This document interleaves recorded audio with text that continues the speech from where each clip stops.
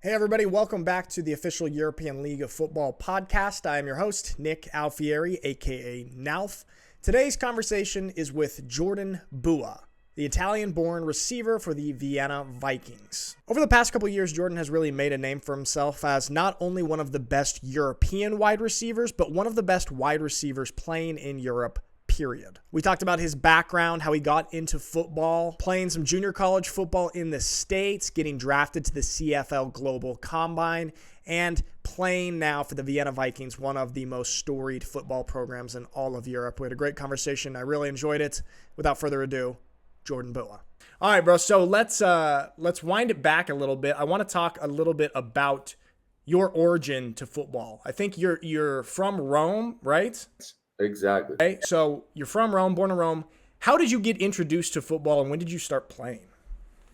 It was super random. It was 2015. I was still on my basketball life journey. And at some point, I had basically an offer for a second division, like Serie B, it's called in Italy. But it was away from Rome. It was up north. And it was in the middle of the season. So I made like a business decision. I was like, okay, I don't want to jump into this too quickly. Let me just play the rest of this season, which was like, I guess like 15 games or something, in Rome in third division. And then next year we can figure it out from the jump and just have a better overall setup. And it happened that I found myself badly in that place for the first time in my life. I was used to play for Stella Azzurra Roma, which is like one of the most known youth clubs in Italy in general, even in Europe. It's super competitive, and so I was used to do a certain standard. And when I didn't find that standard of commitment, practice, and all that by the other teammates, I just felt like it wasn't the right spot for me. So I had my player card blocked for like 3 months or something, so I couldn't change team or work out with anybody else. And I started working out on my own, just go to the street court, run your drills, whatever. But it got boring so pretty quickly. So I was like, okay, let's try another sport. And I talked with my dad. Was January, so football was coming up. I ended up watching the Super Bowl, the infamous Patriots Seahawks. And and after that, I remember clearly after watching the whole game, I was like, I could play receiver. Like if I commit now and I try, I could play this. So I was like, let's try. Let's give it a chance. My stepbrother played it, so I was like, okay, let's see. And yeah, I just jumped into it. Third division in Italy is actually 9-man football. Okay. Oh man, 9-man ball. Okay. The first year. Super interesting. Super. The level is just compared to what we're playing now. It's night and day. It's not even. You know what I mean? Yeah, absolutely. Played that year. After that, I played the second year. We got promoted to second division, so I finally played 11-man football. And after that, I just decided just commit fully to football and never went back to basketball. And what age was this when you first started playing? When you jumped in? 20. Age 20. Oh, so you Yep. started quite late. Yes. I would say, right? That's pretty late. I mean, Yeah. I know it's not crazy late by European standards, but by American standards, it's Oh pretty yeah, crazy yeah. late. By American standards, Yeah. super late. You know what's crazy about that, man? Because I would argue, I mean, you play at an American level, and the fact that you're playing at this level while starting at age 20, I mean, this is the equivalent of a guy starting as a sophomore in college. So kudos to you, man. That's pretty impressive. I did not know that. That's cool that you started so late and you're at this level right now. Okay, awesome. So you had some success. I know you ended up in the United States at a JUCO. How did you end up there? What was the process to get you there? I mean, it was completely my own like vision. So when I decided to play football, I was like, okay, you know what I mean? This Italian level is cool, it's fun. But even though I was basically terrible, I was just, in basketball shape, way lighter, very conditioned. So I was just running over people, just you know what I mean, scoring touchdown just because of athletic ability and just speed. Right. And I was like, this is not it for what I want to do. So I looked up, different colleges just because I had no option to get no offers or nothing because Right. obviously having Italian film from 9-man football, it's not going to work It's just out. not going to get you many offers, bro. So I decided to make the commitment on my own. I find help from my grandma, help from my mom, and we made we made it work. Obviously, it was tough because I was in the Saddleback in Cali, so I was living, with 5 roommates, all that type of lifestyle. Just basically focus on football and grinding. The surroundings were amazing, but obviously you don't really experience it that much because it's so expensive out there. So Exactly. It's crazy. Okay, so wow. So this was really on your own initiative. You're like, I want to advance my football experience more, and you figured out a way to get yourself to playing in the States. yeah, I was trying to find a way to just get a chance to get a scholarship because I believe I was, worth to have a scholarship. My goal was actually get a D2. Right. And I ended up getting a 50% D2, but by that time I just ran out of money because, to be honest, during college I really didn't play at all. I feel like I could have. I have my little highlights of whatever. I probably had 20 snaps in 2 years, played a bunch of special teams, but as far as receiver, I never really got a chance. Yeah, man. I'm wondering the fact that you didn't get really the opportunity to shine in the way that you could have at college. Did this kind of put a chip on your shoulder a little bit, like help motivate you and drive you to continue becoming the player you are today? Yes, it definitely did, and I feel like I was kind of used to it because it's been like that since I recall. Like even in basketball, I'm 5'10", man. Yeah. It's always been the short guy that needs to be crazy, good with passing angles and handling and everything. Because at that level I was playing, at that point you might face the point guard is 6'3", and it's basically just got the same skill set you got, and it's like what you're bringing to the table that this dude from US can bring. You know what I mean? Right. Okay. Yeah. It was definitely tough. Yeah, kind of used to having a little bit, maybe this feeling of getting overlooked in certain regards. Yeah. Yes. Um, Absolutely. well, that makes it all that more impressive, man. The fact that you then, I believe in 2019, were drafted in the CFL European Combine. Is that correct? Yes, sir. Right after JUCO. Yeah, right after JUCO to Ottawa. How did that feel to be selected for that and sort of to be recognized as one of these top European talents after not being able to kind of showcase your talents at the JUCO? How'd that feel? It felt great. I always had it's been a bittersweet, even the old combine thing, because I was coming off my surgery. Because right after my second JUCO season, I had surgery on my ankle because it was messed up. I couldn't really move and anymore. Yeah. It was like that bad. You know what I mean? And so I had to show up to the combine not in shape. I just showed up, man. I just showed up, and number were disappointed to me. Just trying to be happy and stuff, but I ended up getting picked up. That was super cool. I just enjoyed it, but at the same time, in my mind, it was like, this is nothing, man. Like this is the entering gate to what you want, but nothing's guaranteed. So my mindset was, let's see how it really goes. And obviously it didn't go my way, but it didn't really affect me because throughout that month, I was able to still so many information techniques and stuff that skyrocketed my skill set. Yeah, so you were still able to get some value from that. Okay. So then you have this CFL experience. Then you come back to Europe, and I believe you start playing in Germany at this time. Am I right? Right. In Dresden. In Dresden. Okay, so now you're playing in Germany, playing for Dresden. Then I think you do a year with the Seamen in Milano.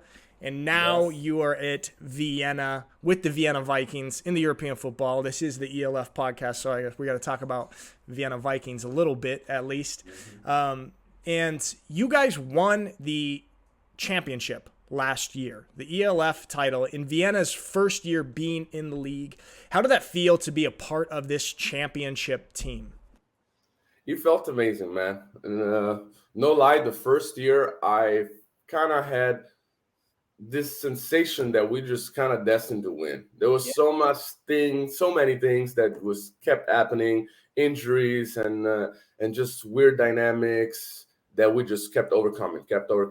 And at some point, kind because there was the beginning of the season. It was just like us with Barcelona, the big undefeated thing, and then when we you get into film, you start watching the opponents, everybody, you're like, okay, there's actually nobody that's better than us. There's nobody. Right. Like if we can lose, it's so easy to lose a football game. Everybody knows, you know what I mean? Yep. But I was like, if you play our good sound football, we can win with anybody. And even coming into the Hamburg game, the final game, I remember the confidence was super high, and we had actually bets with our defense because the narrative is, are they gonna be able to stop Tunga?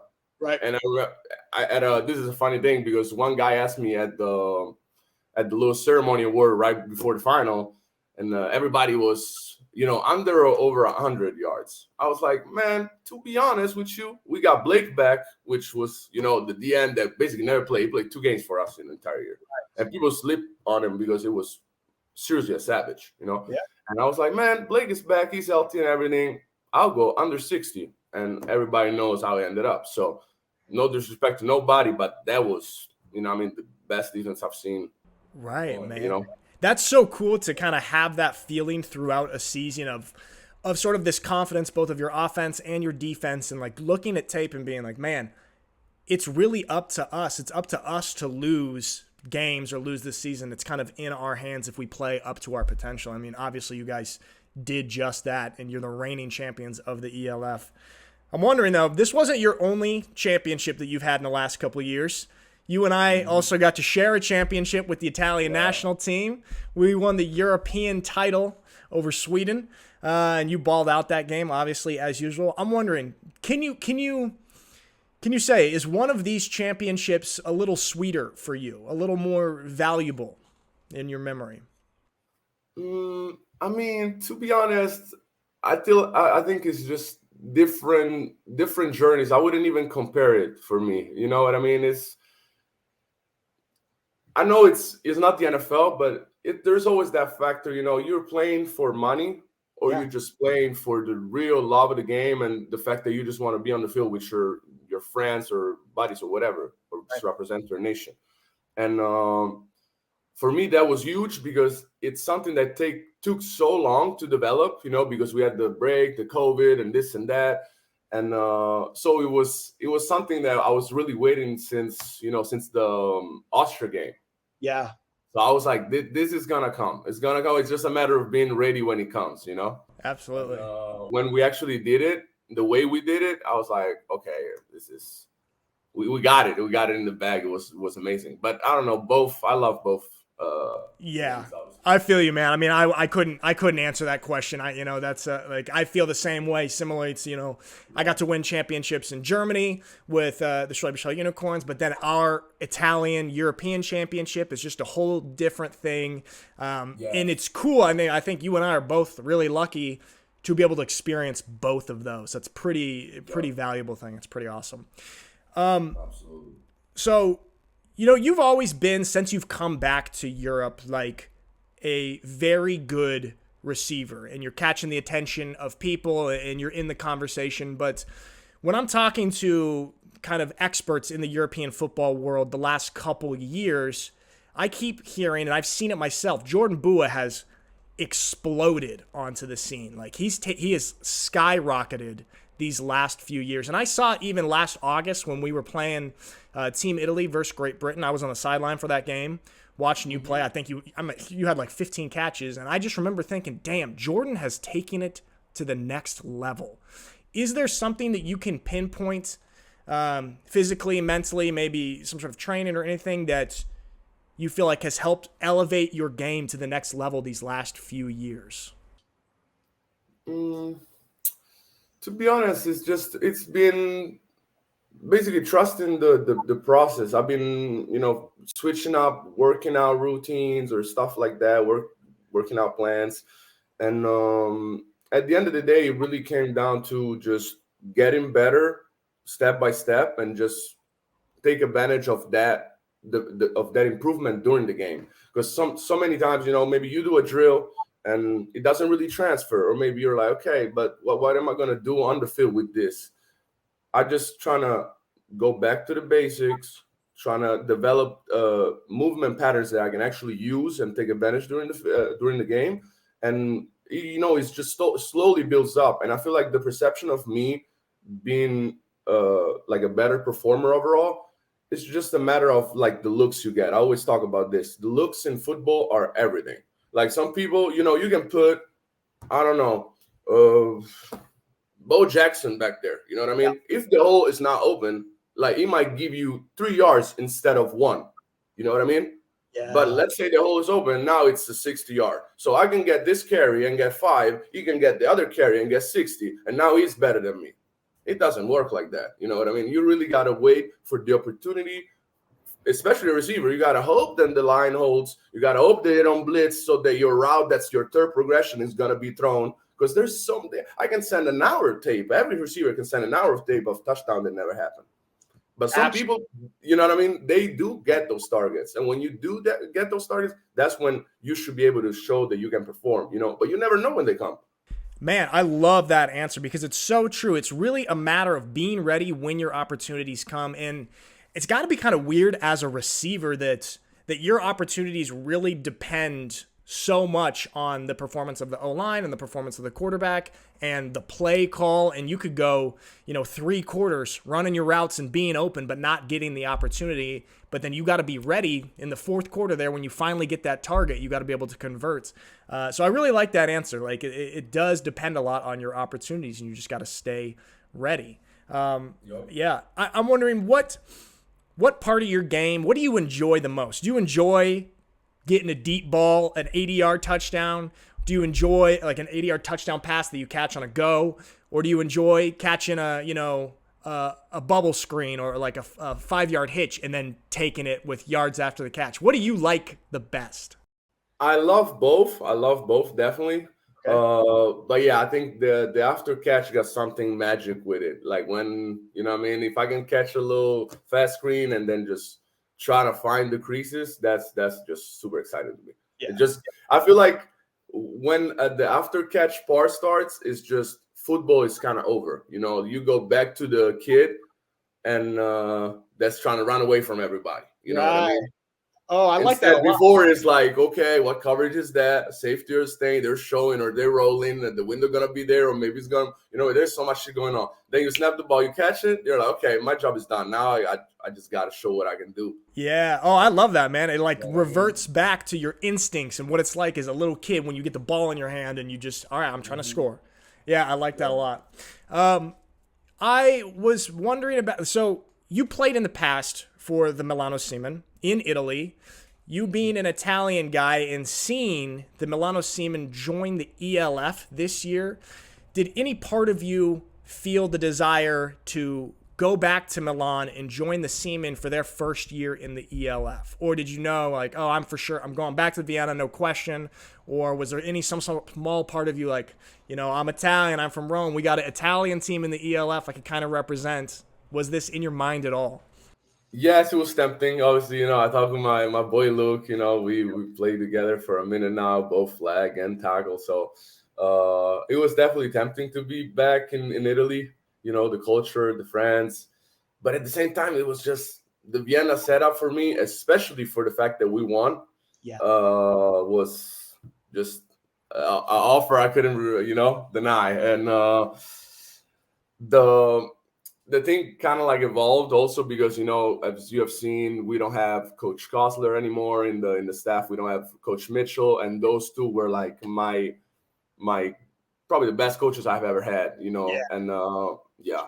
And so off that, my decision was just like, nah, man, I'm not going to let go of somebody that's seen what I see for myself. You know what I mean? That's so rare to have a coach that's actually, hey, man, I'm going to give you that ball because I trust you. Or if you see something out there, let me know, and I'm actually going to run it. It's not like, oh, what you see, and then, yeah, whatever. You know what I mean? Because it's like that in offense. I want the ball, I want this, I want that. When you got somebody that can actually listen and be like, okay, I'll give you the shot. Let's see if it works. If it works, we can keep calling it. That it's priceless, And we had that with them. So I was it was a no-brainer. Then obviously they both left. I was like, but it is what it is. Yeah. No, I like that. I mean, it just naturally, it's got to just be a part of you in there. I mean, I know every year for me, in between seasons, I'm always like, would I like to, experience something new? Like, there's always attractive opportunities and stuff, but, being a player of your caliber, you're always going to have options and stuff. It's also probably kind of hard to give up playing for the Vienna Vikings are perhaps the most established and the most successful program in Europe. Can you talk a little bit about that? What it's like to be a Vienna Viking, to play in this organization that I have heard from many people is described as one of the most professional in Europe. How's this experience been? I mean, it's great. I would say one of the best things is just the coaches. We're really well coached. The practice, everything runs very smoothly. It's just very organized. We watch film a shit ton. We get tests. We get all kinds of stuff, to make you better. The facility also helps. Is 5 minutes away from the apartment. Is We got 2 turf fields. It's jug machine, whatever you need. To be honest, it's really nice, and that helps. In general, also, I would say, this is ELF football, but this is homegrown football. And I cannot be happier to share the field with the Austrians in this team, because these boys can ball. Like the fact that they have this, this Vikings Academy thing, that they just build them up since they're young. They're just so smart out here, and it's crazy. Like, you can question, even a second stringer, a third stringer, and their football knowledge, the awareness of knowing where to be, and it's pretty crazy. Yeah. And that helps the entire system. For sure, man. I mean, yeah, in terms of organization as a whole and developing youth all the way up to the professional level, like, Vienna's the gold standard here in Europe, and so it's got to be pretty cool to be a part of that. You mentioned your Austrian teammates. Now, for those who don't know, Team Italy is playing Team Austria in the European Championship tournament coming up here in August. And I'm sure a few of those Vienna Vikings guys are going to be on the Austrian national team. How's that been? Have you guys started to have a little bit of shit talk back and forth yet about what's going down in August? It's already going on, we're just trying to stay healthy, man. In this league, as we're seeing, it's crazy to just stay healthy, just finish a season at a good a percentage with your body. We're just trying to obviously win the game. I'm gonna see how I get to that week, because it's gonna be the only bye week we can enjoy, thanks to the week 1 bye week we had. Thanks to the setup. But we'll see, man. Hopefully, we can have a good competitive game, and just wish everybody that stays healthy. That's all. Absolutely, man. Absolutely. It's the most important. Last question. You guys are playing the Raiders this week. This is one of the biggest rivalries in Europe. The 2 powerhouses of Austria, 2 of the top teams of the ELF. How's preparation going this week? And do you feel kind of a heightened level of intensity and urgency when it's a Raiders week? I mean, I feel it, because the other guys, as you said, it's a rivalry. For me personally, it doesn't matter. You know what I mean? My rivalry would have been, I don't know, Rome against Lazio. You know what I mean? It doesn't really matter. Every time I play against somebody, I'm just trying to impact the play. Even if I get the ball, I don't get the ball, trying to make something, something happen. But it's definitely a different week. You can feel it that the guys just care so much, especially playing away, in Innsbruck. The first time they won in Innsbruck was last year. The first time in I don't know many years. Yeah. And it was some guys, play there for like 15 years or something. They never were able to win, and so it was very emotional for them. For us, it was just a game 1, obviously with a good opponent. But yeah, I can feel it in the Austrian guys and the coaches, especially. They just love to be able to compete at this level with this energy, with this intensity. Absolutely, man. It's one of the cool things about the ELF is having some really high level football available here. I know I'm super excited to watch it. Jordan, man, I appreciate you coming on. I'm a huge fan of the way you play football, man. Love watching you, and I'm excited to see where you continue to go and perform. And good luck to you guys and the Vikings coming up, man. Thanks for I coming on. appreciate it, man.